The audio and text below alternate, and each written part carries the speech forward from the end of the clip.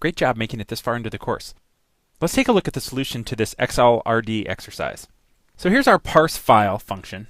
And you can see that what we've done here is use this column slicing trick. We've used the call values method on sheet to pull out all of the values in column 1. Column 1 being the coast column within that data set. Then we're simply using max and min here on this list that we've pulled out in order to get the max val and min val in that entire column. We're using the index method on lists to figure out where that max val is in the CV list.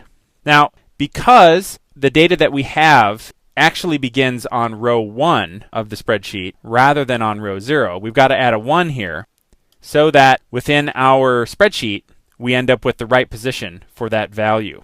That is to say, the right row number. Okay, then what we're going to do here is for the position or the row on which the max value appears, we're going to take the value in column 0. That will give us the max time, okay?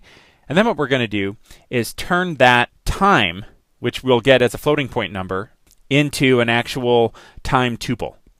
We'll do that same process with the min value. In generating our data dictionary that we'll end up returning from this function, we can simply plug in the real-time max val, real min time, and min val. And then to get the average, we're simply going to calculate it right here and make it the value of this key, average coast. Okay, let's run this. I just want to point out that I'm using the pprint module here so that we get our data printed out in a nicely structured way. And we can see that we get good values here. And if you take a look in the spreadsheet itself and do something like sort the spreadsheet, you'll see that the max and min times and the max and min values are calculated correctly. One thing I want to note is that in our assertion here, we're doing a rounding so that we don't have any issues with floating point values being slightly off as we get further and further to the right of the decimal point.